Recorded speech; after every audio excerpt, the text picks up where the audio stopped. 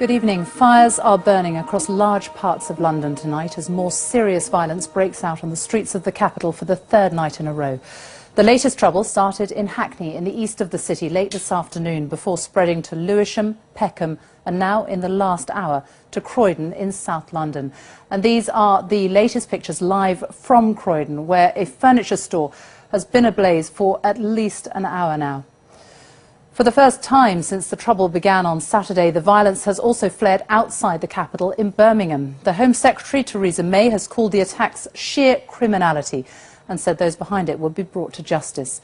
In the last hour, it has been confirmed that the Prime Minister, David Cameron, is cutting short his holiday and flying home tonight. Our first report is from our Home Affairs correspondent, June Kelly. The smoke is a signal of the mayhem in the distance.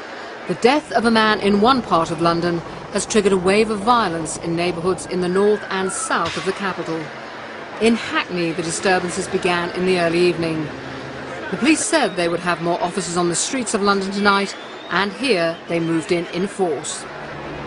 So all around this area, the cordons are now going up. For the second night running, we've got copycat acts of violence. This is what the police feared, what they're calling pure criminality. This group are looting an off-licence, one of them carrying away a whole box full of drink, a shopkeeper's livelihood slowly being removed. And tonight to the south of London, this was Croydon, a furniture store in flames. And this was the view of one local eyewitness. They don't care. I've never seen such a disregard for human life. Nice little anarchists, I hope they have a nice little party, I hope they rot in hell. Because the grief they have caused people, the fear they've put in people's hearts, decent people who have done nothing to anyone, and the fear in them. This is an area which is miles from the shooting which has triggered this unimagined spiral of violence. Let's be absolutely clear that there is no excuse for violence, there is no excuse for looting, there is no excuse for thuggery.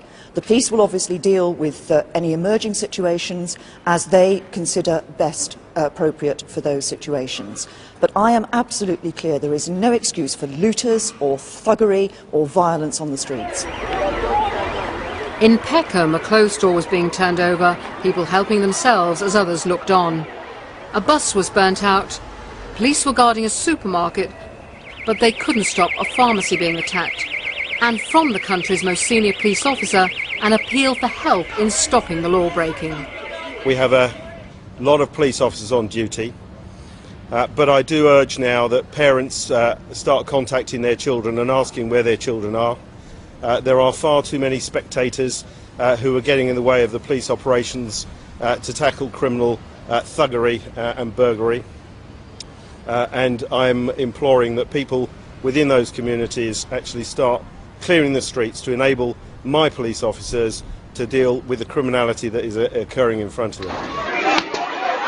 In a development which will alarm police and politicians, tonight the trouble moved outside London. This was Birmingham, vandals and looters out in the city centre. Social media has played a massive part in the spread of information. Police have warned that anyone inciting violence through social networking sites could face prosecution. The technology company BlackBerry has said it will try to assist the authorities in tracking down the troublemakers. A fatal shooting by police last Thursday has become the trigger for an unimagined chain of destruction. The sense of crisis is underlined by the Prime Minister's decision to cut short his holiday and return home. June Kelly, BBC News. Well, the rioting began in Tottenham in North London on Saturday after what was meant to be a peaceful protest following the death of a local man who was shot dead by police. Our special correspondent, Alan Little, has spent the day there as residents and local traders count the cost of the violence.